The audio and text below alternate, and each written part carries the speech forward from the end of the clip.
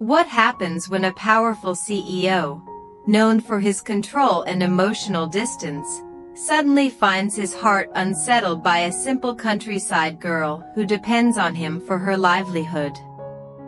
That night at a quiet resort homestay, everything began to change for CEO Quan and Tieu Lac. What started as a peaceful getaway quickly turned into a life-altering confession of love, breaking the invisible boundary between employer and the girl living at his farm. In the silence of the night, emotions unfolded slowly, honestly, and unexpectedly.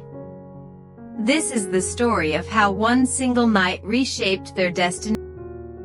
That evening at the resort homestay, nestled quietly within a scenic tourist area far away from the noise of the city, the atmosphere carried a rare sense of calm that seemed to slow time itself. CEO Quan had brought Tieu Lac there under the pretense of a short getaway from the Nong Tray, a brief escape from the endless cycle of work and responsibility that defined their daily lives. For Tieu Lac, a simple countryside girl who had been living and working at his farm, everything about the trip felt unfamiliar yet strangely comforting. The soft lighting along the pathways, the distant sound of flowing water from decorative streams, and the gentle rustle of trees swaying under the night breeze. As night settled deeper, the homestay became a quiet sanctuary of warm wooden tones and soft golden lights. It was here, in this peaceful setting, that CEO Quan finally let go of the emotional restraint he had always carried. In his world, he was known as a decisive, disciplined man, someone who rarely revealed vulnerability, even to those closest to him. Yet standing in front of Tieu Lac that night, something within him shifted. Perhaps it was the simplicity in her presence, or the sincerity in the way she had quietly endured life at his farm without complaint. Or perhaps it was simply the accumulation of unspoken feelings that had finally reached their limit. Tieu Lac, on the other hand, had never seen him like this before. To her, he was not just the powerful owner of the farm she depended on for shelter and work. In that moment, under the soft glow of the homestay lanterns, he felt human, gentle, uncertain, and unexpectedly close. When he spoke, his voice was steady yet softer than usual, carrying emotions he had long kept hidden. He did not use grand words or elaborate promises. Instead, he spoke honestly, directly, as if afraid that hesitation might make him lose the courage he had just gathered. Tieu Lac listened quietly, her hands slightly tense, her heart beating faster with every passing second. She was not used to being the center of someone's attention, especially someone like CEO Quan. A girl from the countryside, she had learned to stay humble, to accept life as it came, and to avoid dreaming beyond her place. But now, standing before her, was a man who had changed the balance of her entire world with just a few sincere words. The night air outside drifted gently through the open window, carrying the faint scent of nature from the surrounding hills. Inside the homestay, time seemed to pause. Neither of them. In the moments that followed his confession, the atmosphere inside the homestay shifted in a way that neither of them could easily describe. The words had already been spoken, yet their meaning continued to linger in the air like an invisible thread connecting two hearts that had long existed in separate worlds. CEO Quan, who had always been accustomed to control, decision-making, and emotional restraint, suddenly found himself uncertain of what to do next. For the first time in years, he was not guiding a business or managing a workforce. He was simply a man standing in front of a woman, waiting for her response with a quiet tension that even he could not conceal. Tieu Lac remained silent at first, her gaze lowered slightly as she tried to process what had just happened. Living at the farm had already taught her humility and patience, but this moment demanded something different, something deeper and more vulnerable. She was not unfamiliar with kindness from CEO Quan, yet this was the first time she had seen him step beyond the role of a benefactor or employer. His confession did not carry the weight of authority. Instead, it carried hesitation, sincerity, and an unexpected warmth that made it difficult for her to treat his words lightly. The silence between them was not empty. It was filled with the soft rhythm of their breathing, the distant hum of night insects outside, and the faint creaking of the wooden structure as the night breeze moved through the resort. CEO Quan did not press her for an answer.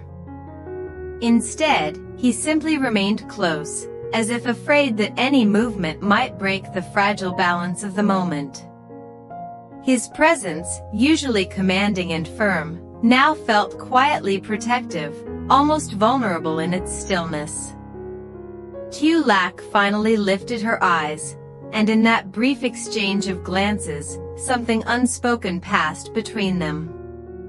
It was not a declaration, nor a decision, but rather an acknowledgement that their relationship had already begun to change shape.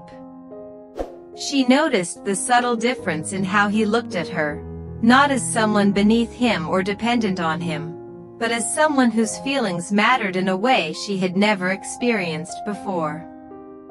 They sat together in the soft glow of the homestay lights, the space between them neither too close nor too distant.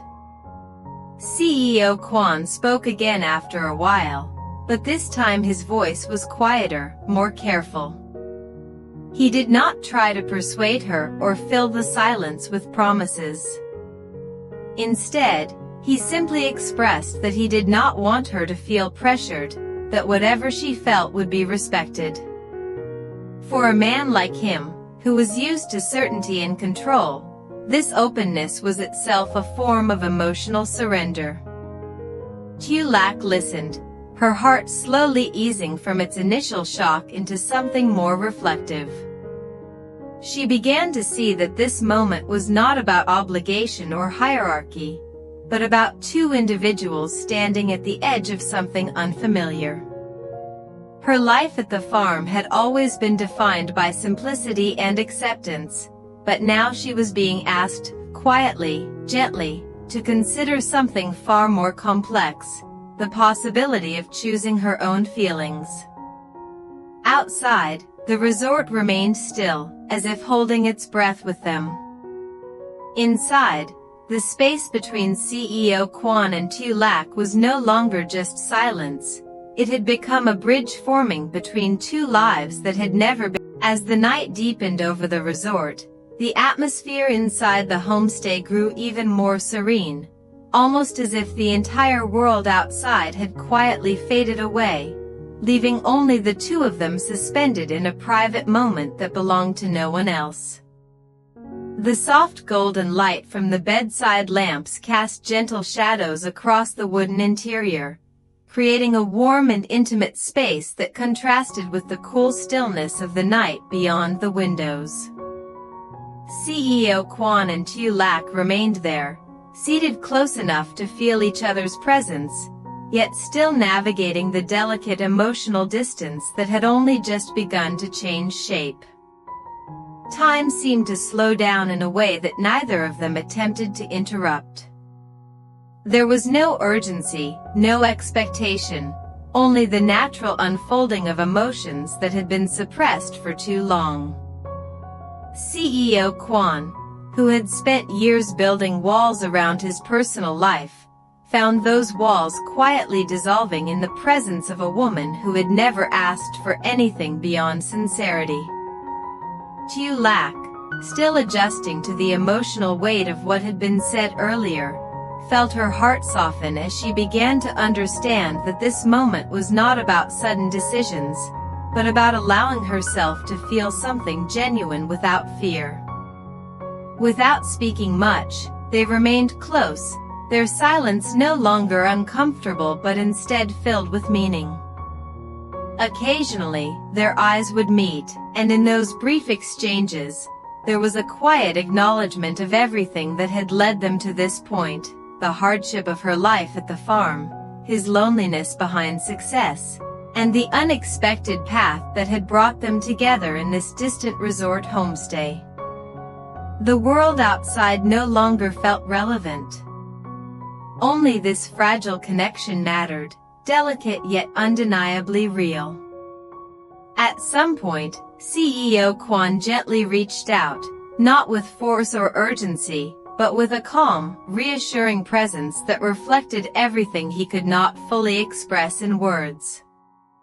Tieu Lac did not pull away. Instead, she allowed herself to remain in that space of trust and uncertainty, where emotions replaced hesitation and human connection spoke louder than logic. It was not a moment defined by intensity alone, but by its sincerity, a quiet culmination of everything they had begun to feel since the evening started. As the night continued, their closeness grew naturally, guided not by haste but by mutual understanding. The boundaries that once defined their relationship, employer and worker, giver and receiver, strength and dependence, gradually lost their meaning in the stillness of that room. What remained was something far more personal and profound, two individuals learning to meet each other not through roles, but through presence and emotion. Eventually, exhaustion and calmness intertwined, and the energy of the night softened into a peaceful stillness. Outside, the first hints of dawn began to approach, though neither of them seemed ready to acknowledge the passage of time. In that quiet transition between night and morning, CEO Quan and Tieu Lac shared a sense of emotional completion, not in the sense of finality, but in the sense of having crossed a threshold that would change the way they saw each other forever. When the world slowly began to awaken beyond the homestay, nothing appeared different on the surface. Yet within that room, something irreversible had taken place. The beginning of their relationship was no longer.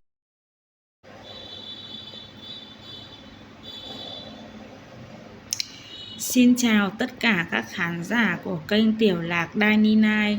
Vậy là màn cầu hôn cũng như là màn tỏ tình của siêu quân dành cho Tieu Lac tại một homestay lãng mạn và đẹp như mơ đã diễn ra. Tieu Lac và siêu quân đã có những giây phút lãng mạn bên nhau và chân thực đến vô cùng.